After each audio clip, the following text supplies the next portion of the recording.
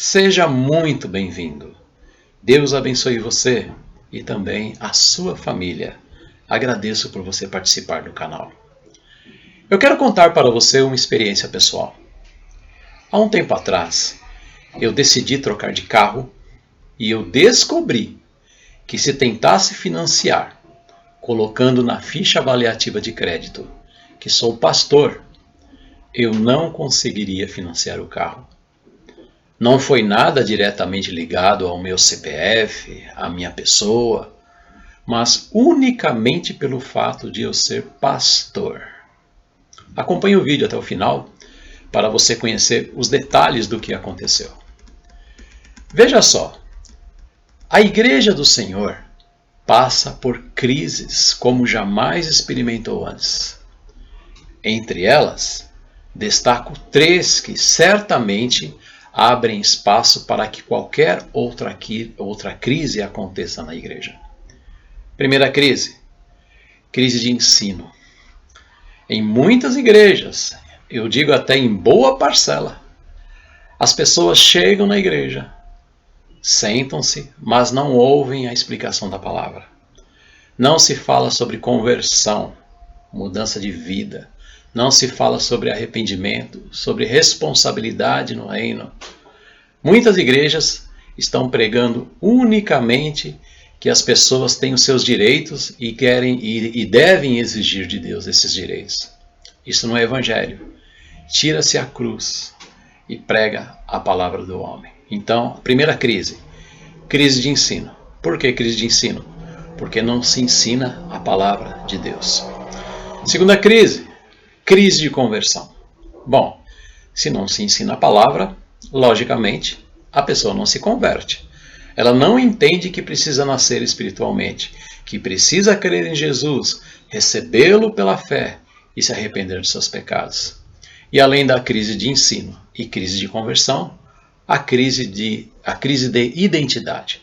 Como crise de identidade, eu quero dizer assim, as pessoas não sabem mais quem são. Elas não entendem que pelo fato, pelo menos elas dizerem, somos cristãs, olha, isso tem que mudar a vida da pessoa. Então a pessoa está na igreja, ela convive com a igreja, ela convive ali entre os irmãos, às vezes trabalha na igreja, mas ela não sabe quem é.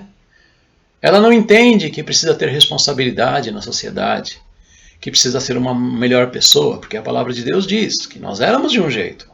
Mas a partir do momento que nós fizemos uma decisão com Jesus Cristo, nós passamos por transformação. Isso é o Espírito Santo que faz. E nós, como cristãos, certamente somos transformados. Então, a terceira crise de identidade. Por quê? As pessoas não sabem quem são. Não sabem o que significa seguir a Jesus Cristo. Muitos líderes são mentirosos, avarentos, sujos no trato com o próximo. Manipulam as pessoas, algemam para si os desesperados e comandam a mente destes aflitos. Há dias atrás, a mídia noticiou que algumas igrejas bem conhecidas e também pastores estão sendo investigados pela fraude do INSS, pela participação de desvio de dinheiro dos aposentados. A senadora Damaris Alves, do Republicanos no Distrito Federal, divulgou uma lista de igrejas e líderes evangélicos que tiveram seus nomes apresentados na CPMI do INSS. Em entrevista ao SBT News, Damaris afirmou que a CPI está identificando a participação de igrejas nos esquemas de fraudes dos aposentados. Ela diz assim, nós estamos identificando igrejas nos esquemas de fraudes aos aposentados. E continua, e quando se fala de um grande pastor, aí vem a comunidade e diz assim, não fale, não diga, não investigue, porque os fiéis vão ficar muito tristes. Disse a senadora ao ser questionada sobre possíveis tentativas de atrapalhar as investigações da comissão. E ela continua, grandes igrejas no Brasil estão sendo apontadas na CPMI do INSS. E isso me machuca muito, ela acrescentou. Aí cabe perguntar, como conceber que um homem que de púlpito fala sobre santidade, respeito e amor ao próximo, se enverede por este caminho. Tudo está em processo de investigação, mas se for constatado como está sendo divulgado, mais uma vez será exposto um péssimo testemunho. Podemos até dizer um testemunho daqueles que se dizem cristãos. E isto faz com que as pessoas se tornem cada vez mais céticas e até escarnecedoras quanto à mensagem do Evangelho. E pela falta de coerência entre o que se fala e o que se vive no meio dito evangélico daqueles que se intitulam cristãos, eu passei pela situação que quero narrar agora para vocês. Foi assim, ó. Eu tinha um determinado carro, quis trocar por um mais novo.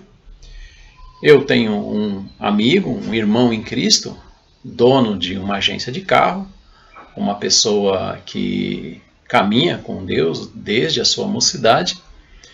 E estive ali, ofereci o meu carro, escolhi um outro e falamos, vamos fazer negócio.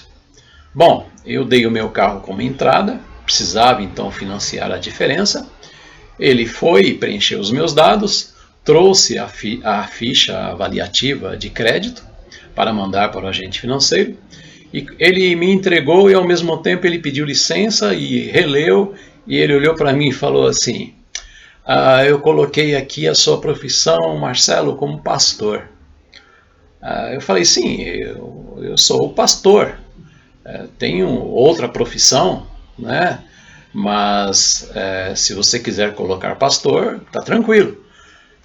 Aí ele disse assim, então, é esse o problema, eu não posso colocar como pastor. Eu digitei aqui, pastor, mas eu terei que tirar. Aí eu falei, por quê? Ele disse, é que eu pensei melhor. E se eu mandar esta ficha avaliativa para o agente financeiro, a hora que ele ler que você é pastor, possivelmente você não será aprovado. Porque a maioria das pessoas que devem hoje na praça são os pastores. Aí eu olhei para ele e falei, você está brincando? Ele disse, é bem assim, os meus maiores problemas aqui aconteceram com pastores. Aí eu disse assim para ele, olha, mas no meu caso não, porque se eu for agora ali no Itaú, ou mesmo pelo aplicativo, eu consigo ter um crédito, nesse momento, maior ainda do que o valor que eu estou pedindo, porque eles estão oferecendo para mim. Aí ele falou, não, mas não é isso, é que se eu fizer desta maneira, você indo no Itaú, eu perder uma certa comissão, então eu preciso fazer esta ficha. Aí ele disse assim, então tá bom, eu vou colocar aqui que você presta assessoria em corretagem. Eu falei, tranquilo, hoje, isso aconteceu um tempo atrás, mas se fosse hoje ele poderia colocar a minha profissão atual, que é psicopedagogo, clínico e institucional. Então ele falou assim, bom, agora está tranquilo, a gente pode mandar que passa, né? E eu estou lembrando de um fato aqui, para a gente ter uma ideia como este meio dito evangélico, ele está sujo, né? Esta crise de identidade que chegou e se instalou em nosso meio e muitos têm colaborado, né? Eu tenho um amigo, ele é um cristão, ele tem um escritório de corretagem e conversando comigo, ele disse assim que os maiores problemas dele são os cristãos, ou pelo menos os que se dizem cristãos, né? Ele disse assim, olha Marcelo, quando eu estou aqui e alguém chega para mim e fala, e aí, só na misericórdia, só na graça, ele olha e fala, esse daí já vai me dar problema, né? A pessoa chega para ele e fala, ô vaso, ele olha e fala, já vem problema. E ele disse assim, eu tenho o meu escritório há mais de 30 anos, e eu tenho um processo. Este processo contra a minha pessoa é de um pastor, pelo menos se diz pastor, e uma pessoa que eu ajudei. E ele falou, olha, os maiores problemas, os corretores que dão problemas aqui para os clientes, a maioria é cristão, ou pelo menos se diz cristão. E isto é triste para nós. E a Bíblia alertou sobre isto. Ela diz lá em 2 Pedro 2, de 1 a 3 assim, E também houve entre o povo falsos profetas, como entre vós haverá também falsos doutores, que introduzirão encobertamente heresias de perdição, e muitos seguirão as suas dissoluções, pelos quais será blasfemado o caminho da verdade, e por avareza farão de vós negócio com palavras fingidas. A má conduta de pessoas que se dizem cristãs faz com que incrédulos zombem e blasfemem do Evangelho. É uma triste situação. Deus te abençoe. Agradeço por você ficar até o final do vídeo. Não se esqueça, dê o seu joinha, nos ajude aí a divulgar a palavra de Deus. E agradeço pela sua participação. Caso não seja inscrito, considere se inscrever em nosso canal. Obrigado e até o próximo vídeo.